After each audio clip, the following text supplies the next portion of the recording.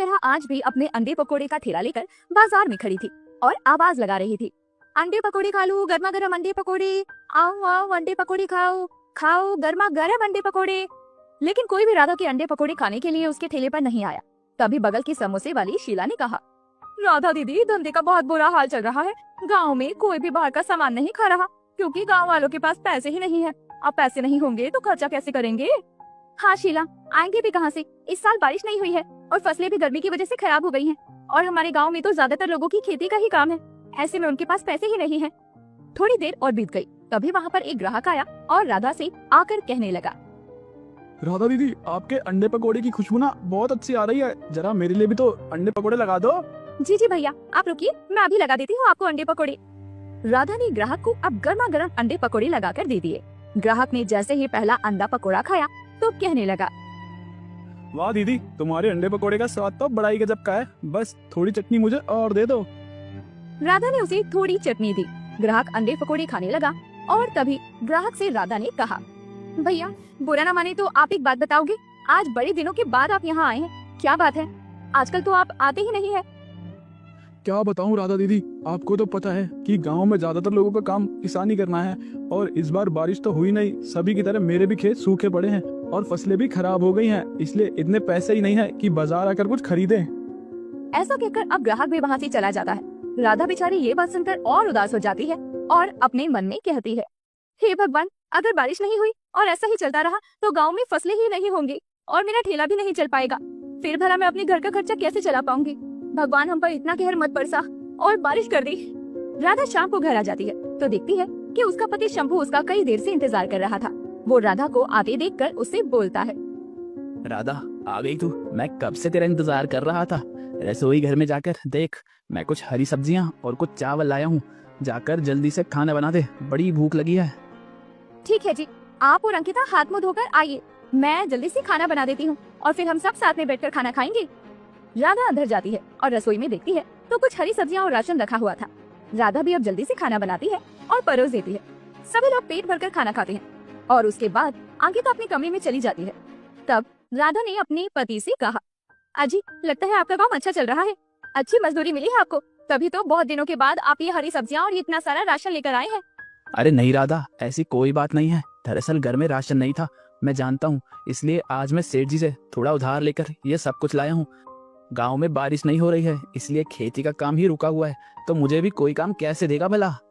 हाँ जी, आपकी बात भी बिल्कुल पते की है और सही है। तू बता राधा, तेरे अंडे पकोड़े का ठेला कैसा चल रहा है?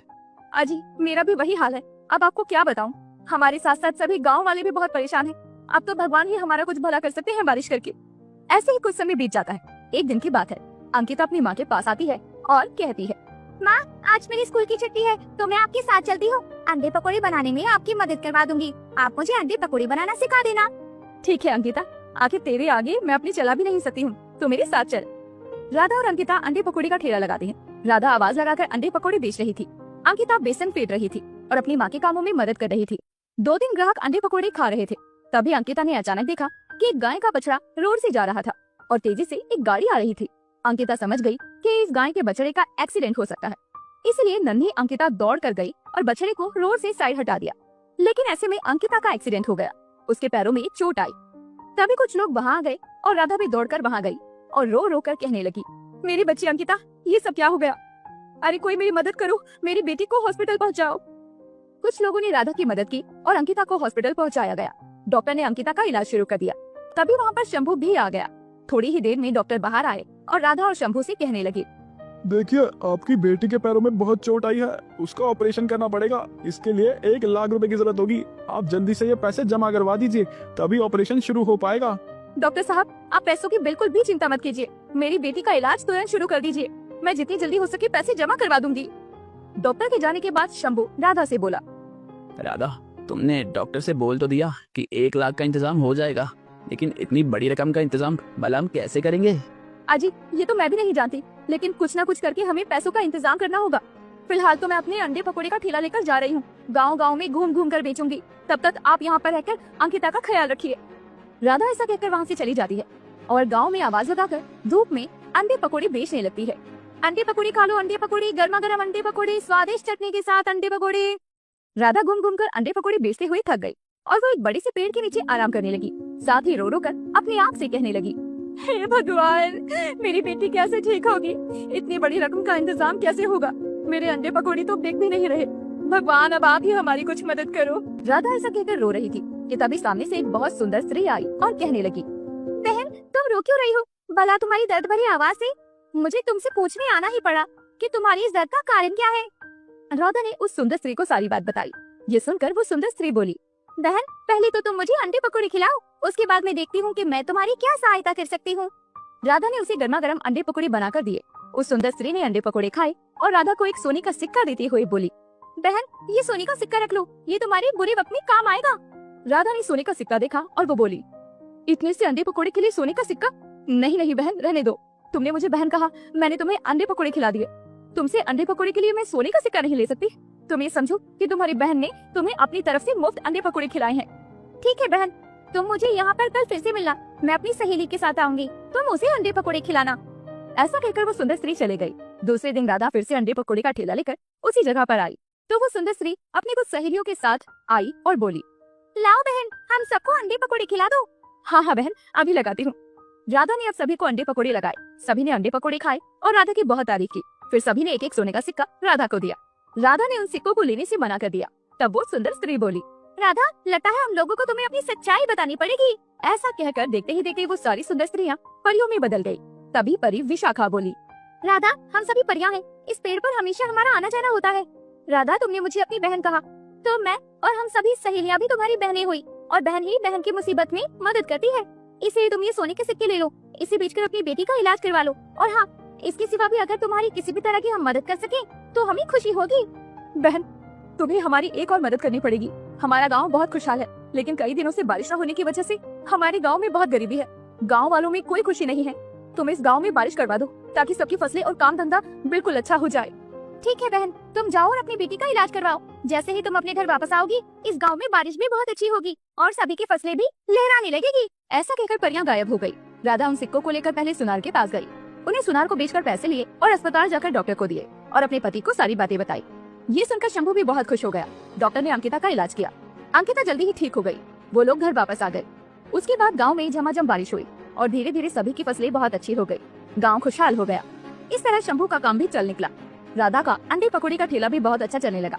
धीरे धीरे उन लोगों ने पैसा इकट्ठा करके अंडे पकौड़े की एक छोटी सी दुकान खोल ली और खुशी खुशी रहने लगे। पकौड़े वाला, पनीर पकौड़े वाला, ताजा ताजा गरम पकौड़े वाला, आओ आओ पकौड़े खाओ। अतुल के पास तभी एक छोटी सी बच्ची रिंकी आती है और कहती है, ये लो अतुल काका, मुझे 10 के पकौड़े दे दो पनीर वाले। जिसके बाद में अतुल अब रिंकी को 10 के 4 छोटे छोटे पनीर के पकौड़े दे देता है और उस पर हरी और लाल चटनी भी डाल देता है। रिंकी पकौड़े खाकर कहती है, अतुल काका, ये पकौड़ी तो बहुत स्वादिष्ट है, खाकर मजा आ गया। चटनी भी बड़ी चटपटी सी है। आप रोज हमारी गली में पकौड़े बेचने आया करो। बेटा, जितना चाव से तू मेरे पनीर के पकौड़े खाती है, अगर सब खाने लग जाए तो मेरा काम बहुत अच्छा चलने लग जाए। अब मैं चलता हूँ। अब अतुल अपने पनीर के पकौड़े का ठेला लेकर आगे चला जाता है और पूरा दिन ऐसे ही गलियों में घूम घूम कर पकौड़े बेचता है। वो शाम के समय गाँव के बाजार में जाकर खड़ा हो जाता है। थोड़ी देर सुस्ताने लगता है। तभी वहाँ गली का ठेकेदार कन्हैया आता है और कहता है, अतुल, कितनी बार कहा तुझे कि बाजार में अपने पकोड़े के ठेले को लेकर मत खड़ा हुआ कर। तू गलियों में घूम घूम कर पकोड़े बेचता है, वही बेचा कर। इस तरह एक जगह खड़े होकर अपने ठेले पर पकोड़े बेचना या दुकान लगाना तेरे जैसे गरीबों के बस की बात नहीं है। यहाँ खड़े होने के पैसे देने पड़ते हैं। कन्हैया भैया, क्यों खामखा अपना खून गर्म कर रहे हो? मैं तो बस थोड़ी देर सुस्ताने के लिए यहाँ खड़ा हो गया। तुम तो जानते हो कि ये ठेला तक मेरा नहीं है। मैं तो बस पनीर के पकोड़े बनाकर बेचता हूँ। मैं जानता हूँ कि यह ठेला तेरा नहीं है, इसीलिए अभी तक यह ठेला तोड़ा नहीं, वरना अब तक इसके टुकड़े कर देता और सारे तेरे पनीर के पकोड़े कुत्तों को खिला देता। चल जाए यहाँ से। अतुल ये सारी बातें सुनता है और उसकी आंखों में आंसू भर आते हैं। जिसके बाद शाम के समय वो धनीराम सेठ के घर जाकर ठेला खड़ा करता है और सारी कमाई धनीराम सेठ के हाथ में रख कर कहता है, सेठ जी, पूरे 500 की कमाई हुई है, ये लीजिए आपके पैसे। ठीक है, ये ले अपने 200 और चला जाए यहाँ से। कल थोड़े पनीर के पकोड़े फालतू बना लेना, मेरी बेटी का जन्मदिन है। और जाते हुए रसोई से दूध ले जा। सेठ जी, अगर 100 रुपए फालतू मिल जाते तो थोड़ी मदद हो जाती। घर में बच्ची बीमार है। तू मेरे यहाँ काम करता है, वही बहुत है। मैंने कोई खैरात नहीं खोली है जो तुझे फालतू के पैसे देता रहूं। चल जा यहाँ से। अतुल ये सुनकर बहुत उदास हो जाता है और वहाँ से चला जाता है। दरअसल अतुल बहुत गरीब था। उसकी बेटी रीमा घर में बीमार रहती थी। और बीबी शालिनी उसकी देखभाल में सारा समय लगाया करती। धनीराम सेठ के पास कुछ गायें थी। अतुल उनका दूध निकाला करता और उस दूध से पनीर बनाकर ठेले पर बेचा करता। धनीराम उसे पूरे दिन की मेहनत के सिर्फ 100-200 रुपए दे दिया करता और इसी से अतुल अपने परिवार का गुजारा चलाया करता। अतुल घर आता है तो उसे निराश देखकर उसकी बीवी शालिनी ने कहा, क्या बात है जी, आज आप बहुत उदास लग रहे हैं। धनीराम सेठ ने पैसे काट लिए हैं क्या? नहीं शालिनी, ये लो, आज भी सेठ ने सिर्फ 200 रुपए दिए हैं। ये दूध है, इसका पनीर बना दो। सुबह मैं पकोड़े बनाकर ठेले पर बेच दूंगा और हमें ज्यादा पकोड़े बनाने पड़ेंगे। कल धनीराम सेठ की बेटी का जन्मदिन है। आप बिल्कुल भी फिक्र मत कीजिए, मैं अभी पनीर बनाने की तैयारी कर देती हूँ। सुबह तक बन जाएगा। उसके बाद हम दोनों मिलकर पकौड़ी बना लेंगे। रूखी सूखी खाने के बाद दोनों पति पत्नी अब पनीर बनाते हैं और उसके बाद सो जाते हैं। सुबह जल्दी उठकर शालिनी और अतुल मिलकर पकौड़े बनाकर तैयार कर देते हैं। पहले अतुल धनीराम सेठ के यहाँ जाता है और उसे पकौड़े देकर अपना ठेला लेकर पकौड़े बेचने के लिए फिर से निकल जाता है। अरे रुको रुको अतुल भाई, जरा मेरे लिए 1 किलो पनीर के पकौड़े पैक कर दो। बहन जी, 1 किलो पकोड़े? घर पर कोई खास दावत है क्या? आज मेरी बेटी को देखने के लिए लड़के वाले आ रहे हैं, तो मैंने भी सोचा भाई कि सबके लिए पकोड़े ले लूं। तुम तो बड़े स्वादिष्ट पकोड़े बनाते हो, बोल दूंगी कि मेरी बेटी ने पकोड़े बनाए हैं। ठीक है बहन जी, मैं तो पकोड़े दे देता हूँ, लेकिन झूठ बोलकर जो रिश्ता आगे बढ़ाया जाए वह कभी नहीं चलता। बाप की आपकी मर्जी। अरे चुपचाप पकोड़े दो, तुम गरीब पकोड़े वाले हो, ज्यादा ज्ञान देने की जरूरत नहीं है। इतना ही ज्ञान देने का शौक है तो जाकर कोई साधु महात्मा बन जाओ और प्रवचन झाड़ो कहीं। ये पकोड़े का काम छोड़ दो। अतुल अब उदास हो जाता है और चुपचाप उस औरत को पकोड़े बनाकर दे देता है। ऐसे ही वो रोज मेहनत करता। एक दिन सेठ की एक गाय मर जाती है। सेठ को अपने घर में भी दूध की आवश्यकता थी, इसलिए जैसे ही अतुल दूध लेने के लिए जाता है तो सेठ जी उसे पनीर थमाते हुए कहते हैं, ये ले अतुल, तू बहुत मेहनत करता है, इसलिए आज मैंने पहले से ये पनीर तैयार कर दिया है। अब तू इसी के पकोड़े बनाकर बेच ले। तुझे बेकार में घर जाकर पनीर बनाने की मेहनत नहीं करनी पड़ेगी। सेठ जी, आज आपने खुद ही अपने घर में पनीर निकलवा दिया। रोज तो आप ऐसा नहीं करते। तेरे लिए जितना कम करूँ उतना तुझे कम ही लगता है। चुपचाप यहाँ से चला जा, मुझे ज्यादा ज्ञान देने की जरूरत नहीं है।